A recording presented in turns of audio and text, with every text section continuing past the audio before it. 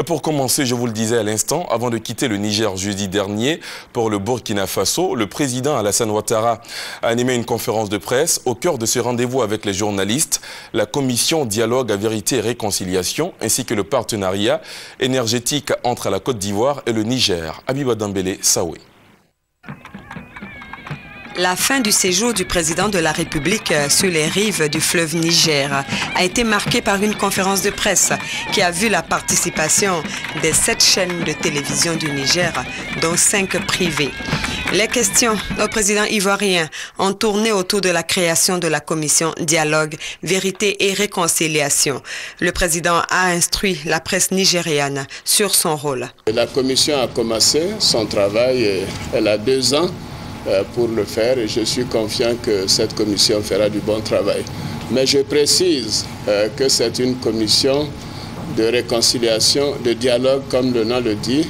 Ce n'est pas une commission. Interrogé sur l'exploitation du pétrole nigérien et la mise sur le marché dès le 1er décembre des premiers barils de pétrole, le président de la République s'est réjoui de cette excellente nouvelle qui va relancer la coopération entre les 2 pays. Le pétrole du Niger, c'est le pétrole de la Côte d'Ivoire, c'est le président. Donc nous sommes parfaitement en accord sur l'évolution des choses. Vous savez, nous-mêmes, nous produisons un peu de pétrole, pas beaucoup, à peu près 40 000 barils jour.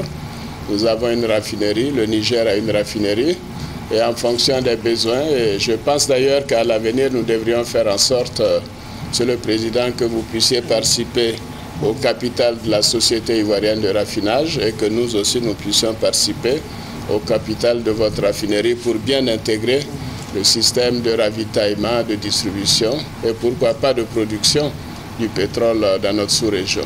Le président Alassane Ouattara, pour terminer, a déploré le départ de Côte d'Ivoire des ressortissants des pays de la sous-région. Nous ne sommes pas très fiers de ce qui est arrivé à nombreux de nos frères de la sous-région pendant la crise post-électorale, mais je crois que c'est du passé et que la page est tournée et que beaucoup de nos frères et sœurs qui ont quitté la Côte d'Ivoire, comme d'ailleurs des Ivoiriens qui ont quitté la Côte d'Ivoire dans le 1er, 2e trimestre de l'année, commencent à y retourner, y compris beaucoup de Nigériens.